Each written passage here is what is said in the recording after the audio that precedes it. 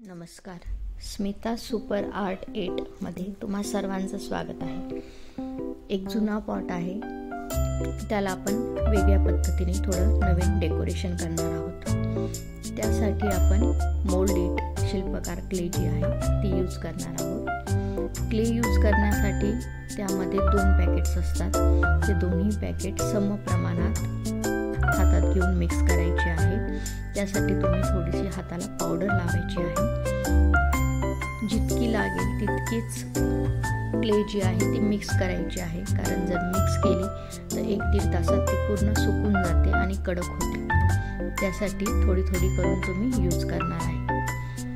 सर्वात पहिले छोटासा गोळा घेऊन त्याचे छोटे छोटे गोल तयार करायचे, म्हणजे त्या पाकळ्या तयार करायच्या आहे। 5 ते 6 पाकळ्या केल्यानंतर पहिली पाकळी पूर्णपणे फोल्ड करायची, त्यावर दुसरी पाकळी, त्यानंतर तिसरी पाकळी। या पद्धतीने तुम्ही एक झाले की एक अरेंज करत त्याचं एक सुंदर गुलाबाचं फूल तयार करायचं आहे।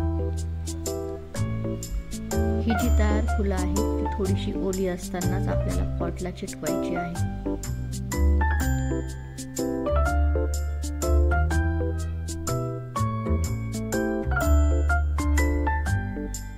त्यासाठी फेविकॉलचा यूज करायचा आहे आणि फेविकॉल लावून तुम्ही ही फुलं जी आहे ती पॉटला व्यवस्थित चिटकवून घेणार आहे।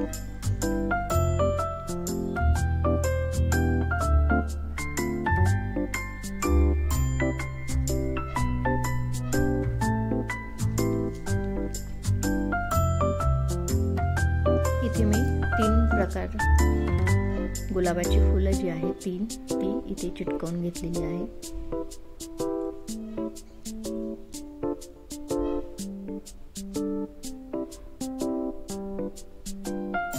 त्यानंतर आपण त्याच क्लेपासून त्याची पानं सुद्धा तयार करणार आहोत। त्यासाठी थोडासा लांब आकार घ्यायचा आहे आणि बोटानेच प्रेस करून त्याला पानाचा आकार द्यायचा आहे। त्यानंतर कर्कटकच्या साहाय्याने त्या मधल्या ज्या शिरा आहेत त्या दाखवायच्या आहेत। पान चिटकवताना थोडं खालीवर या पद्धतीने पेस्ट करायचं आहे, जेणेकरून त्याला थोडासा नॅचरल लुक जो आहे तो येणार आहे। त्यासाठी बोटांचा वापर करून तुम्ही थोडंसं त्याला दाखवल्याप्रमाणे खालीवर करणार आहे। इथे एक मोठी पाकळी घेतलेली आहे आणि त्याचं एक सिंपलचं फूल तयार केलेलं आहे। फक्त ती पाकळी एकमेकांवर दोन्ही बाजू जॉईन करून ते सुद्धा फेविकॉलच्या साहाय्याने आपण समोरच्या बाजूला वरच्या बाजूला जे आहे ते 2 प्रकारची याच पद्धतीची फुलं चिटकवून घेणार आहोत।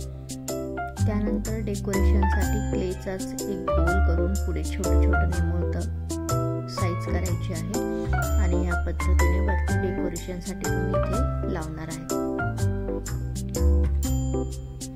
पूर्ण फुलं तयार झाल्यानंतर त्याला पूर्णपणे सुकू द्यायचं आहे आणि पूर्ण कडक झाल्यानंतर तुम्ही त्याला कलरिंग करायला घ्यायचं आहे। सर्व पॉटला सर्वप्रथम संपूर्ण ब्लॅक कलर दिलेला आहे।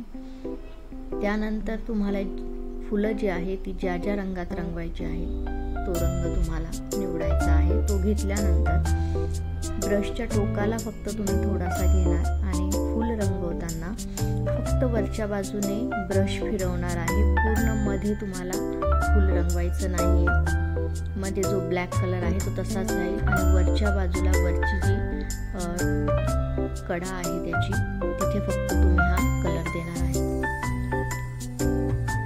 जो दिला आहे कलर तो देऊन झाल्यानंतर ते ओला असतानाच व्हाईट कलर घेणार आहे आणि व्हाईट कलरने तुम्ही याला थोडंसं हायलाइट करणार आहे।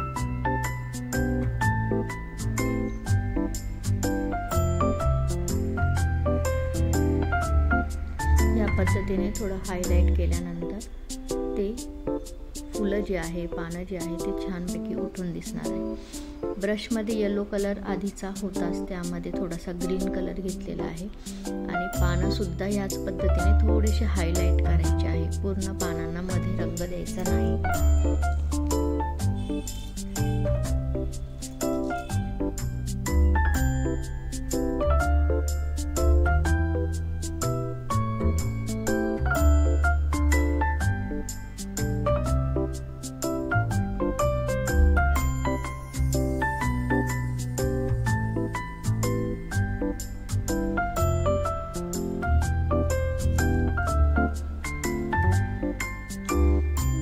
फूल रंगवताना सुद्धा तीच पद्धत वापरायची आहे. तुम्हाला इथे पिंक कलर घेतला आहे, फक्त वरच्या बाजूने टोकाला फक्त पिंक कलर दिला आणि त्यानंतर सफेद कलर देऊन त्याला थोडं हायलाइट केलेलं आहे.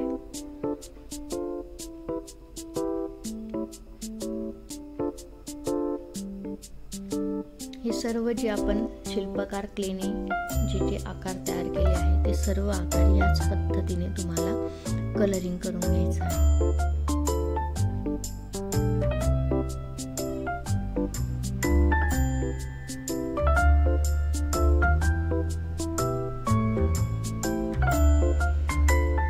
त्यानंतर सिल्वर, गोल्डन, कॉपर हे कलर घेणार आहोत.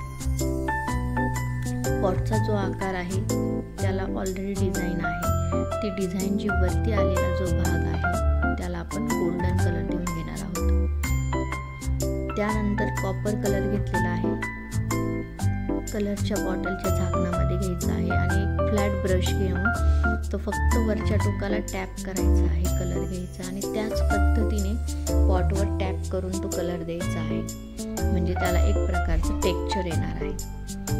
त्याच पद्धतीने खालच्या बाजूला सिल्वर कलर घेतलेला आहे.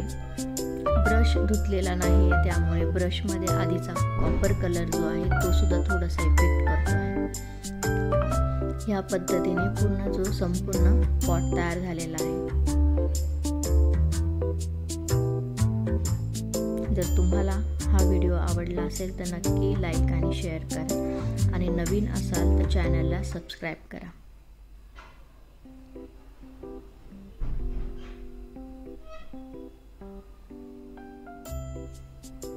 Thank you for watching.